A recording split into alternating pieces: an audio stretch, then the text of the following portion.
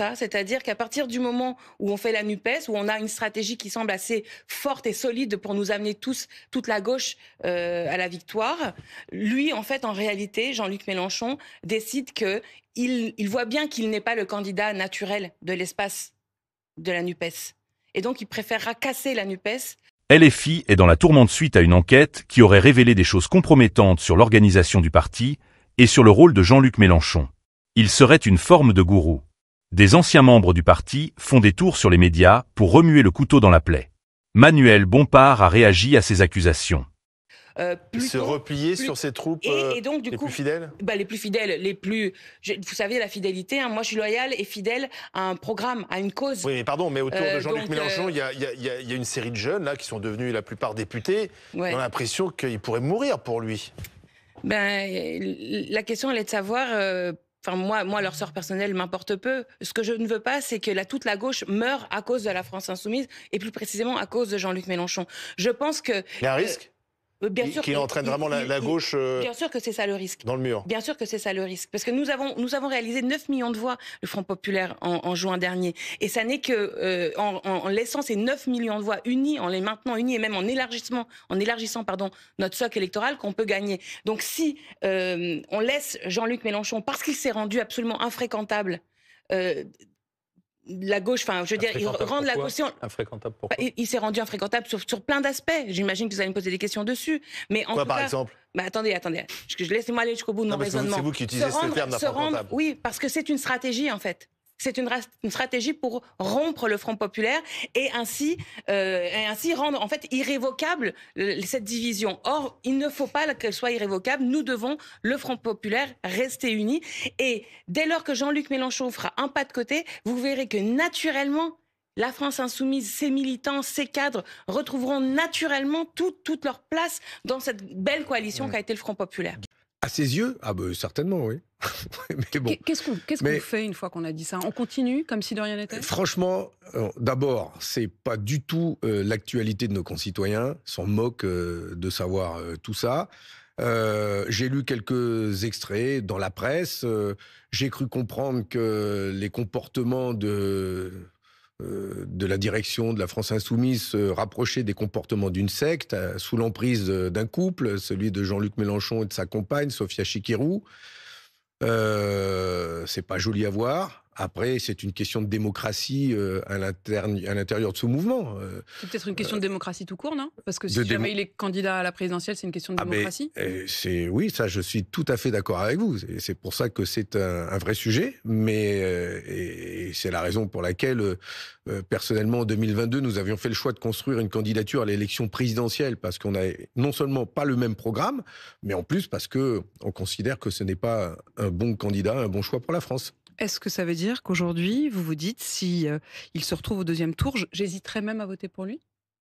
Écoutez, on a vraiment... C'est la question que pose le journal Libération dans son édito ce matin.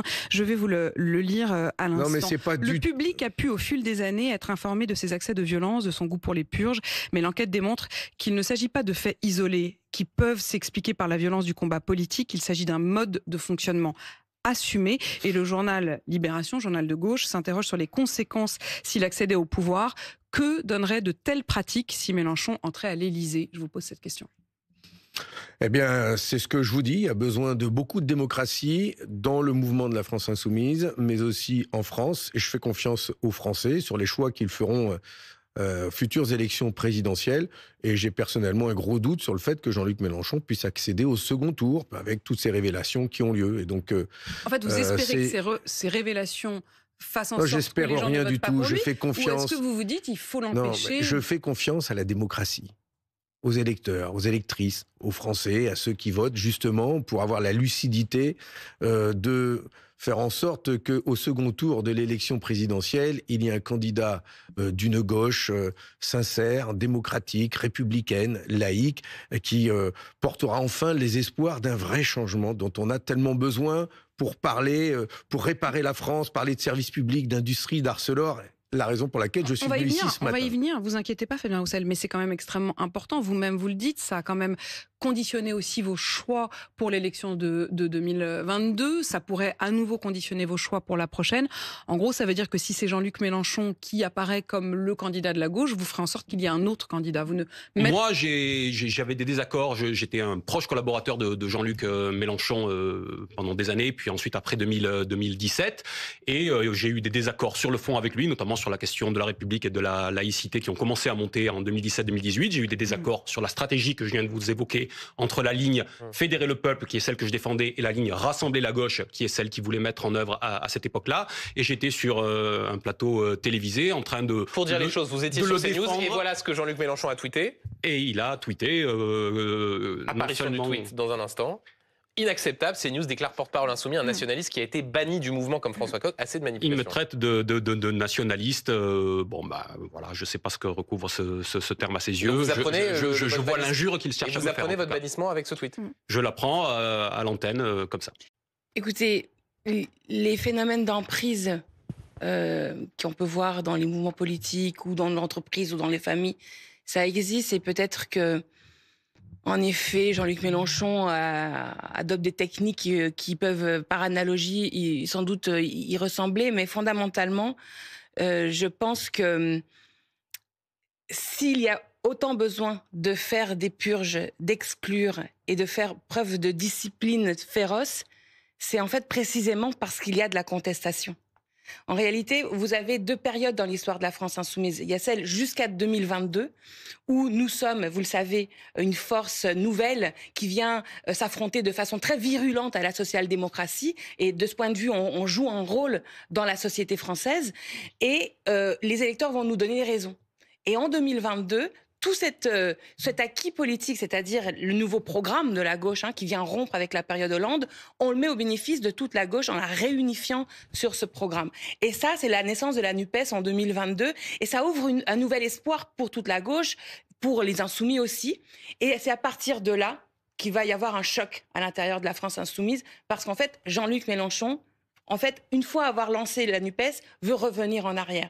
Et comme de très nombreux insoumis dont je fais partie, en fait, sont attachés à cette nouvelle stratégie unitaire. Dès lors qu'il y a un programme commun, on peut aller comme ça jusqu'à la victoire face au macronisme et face à l'extrême droite.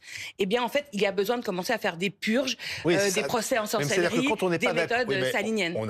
Je crois qu'à ce niveau-là, s'il y a une différence de degré, c'est que naturellement, il y a toujours eu des rivalités, il y a toujours eu les Fabiusiens contre les Jospiniens, on a connu des batailles à un congrès de Metz, on a connu un certain nombre de choses qui étaient extrêmement brutales dans le passé. D'accord, mais à ce point-là, et sans doute ciblé sur des personnes avec des comportements personnels et pas des débats toujours très idéologiques. C'était au fond des éliminations qui sont en fait quelquefois des purges. Et donc là, ça atteint un niveau quand même extrêmement... Quand Nicolas Sarkozy se fait huer au meeting de Bagatelle en 95 en portant le boulet de son soutien à Édouard Balladur, c'était pas non plus détendre. Non, mais que la vie politique soit dure, c'est pas nouveau.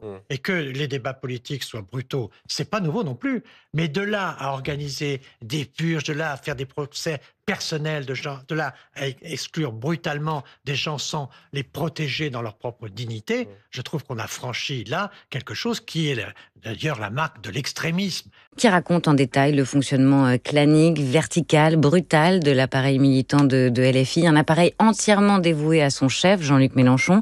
Ceux qui ne rentrent pas dans le rang sont menacés, sanctionnés, purgés. Est-ce que ces révélations vous étonnent ? Oui et non. Oui, parce qu'on avait des échos de ceux avec qui on était en discussion, notamment ceux qui ont été purgés pour ces raisons-là. Corbière, Raquel Garrido. François Ruffin, Corbière, Clémentine Autain, Raquel Garrido, qui sont des militants que je connaissais de longue date. Certains d'entre eux étaient socialistes. Et se lamenter, se désespérer de voir qu'une grande formation politique pouvait avoir des procédés qui sont aux antipodes de ce qu'on croit nécessaire pour une formation politique. On ne peut pas défendre la démocratie, une 6e république, plus d'horizontalité, plus de débat, de respect des sensibilités, et avoir des modes de fonctionnement aussi verticaux. Moi, j'ai milité pendant des années au Parti socialiste avec Jean-Luc Mélenchon. Vous le connaissez depuis quoi ? Vous avez 14 ans, Jean-Luc Mélenchon ? Oui, je l'ai connu à Massy. C'était un peu votre mentor à une époque.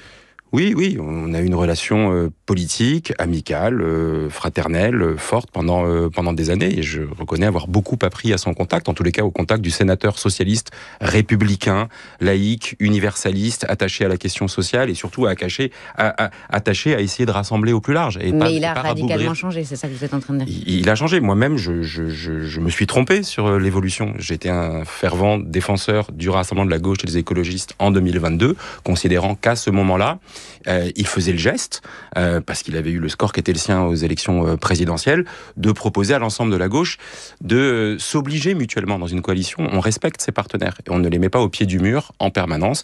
Et au fil du temps, on a vu de tension en tension, de l'affaire Quatennens jusqu'à la mort de Naël, où il nous disait on n'appelle pas au calme. Mais quand on est républicain, qu'il ait changé à ce point et évidemment le sur la voile question, à une autre époque sur la et question des retraites, où il a fait voler en éclats la stratégie qu'on avait, et jusqu'au 7 octobre, qui a été le point paroxystique. C'est une stratégie électorale avec laquelle on a un désaccord.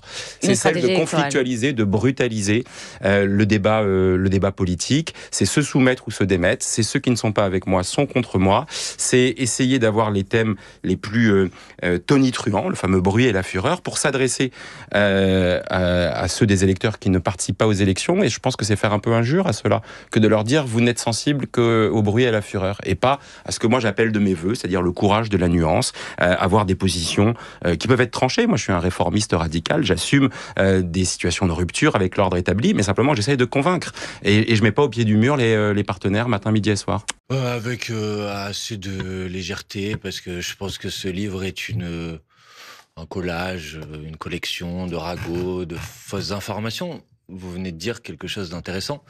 Vous avez dit, et c'est vrai, que moi-même j'ai pu rencontrer ces deux journalistes pendant la conception du livre.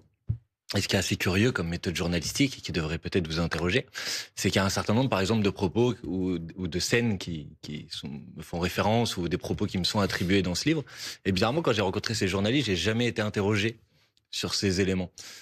Et c'est dommage, parce que si j'avais été interrogé sur ces éléments, j'aurais pu dire que c'était faux, et sans doute peut-être que ça n'aurait pas été écrit dans le livre. Justement, on va en parler tout à l'heure. Attendez, je termine. Normalement, il y a un principe journalistique, je crois qu'on essaye toujours d'appliquer, ça s'appelle le respect du contradictoire, je crois. Et donc, quand vous interrogez quelqu'un sur des propos se disant qu'il a tenus, quand il vous dit qu'il les a pas tenus, vous les mettez pas dans le livre, ou à minima, vous précisez que lui-même les réfute. L'Inde vient d'attaquer le Pakistan avec des missiles. On déplore déjà au moins un mort qui serait un enfant. Pour recontextualiser, il y a quelques jours voire semaines, l'Inde a annoncé qu'il se préparait à lancer une offensive sur le Pakistan, et le gouvernement pakistanais a répondu qu'il répondrait de la même manière. Et on vient d'apprendre que le Pakistan prévoit une riposte violente.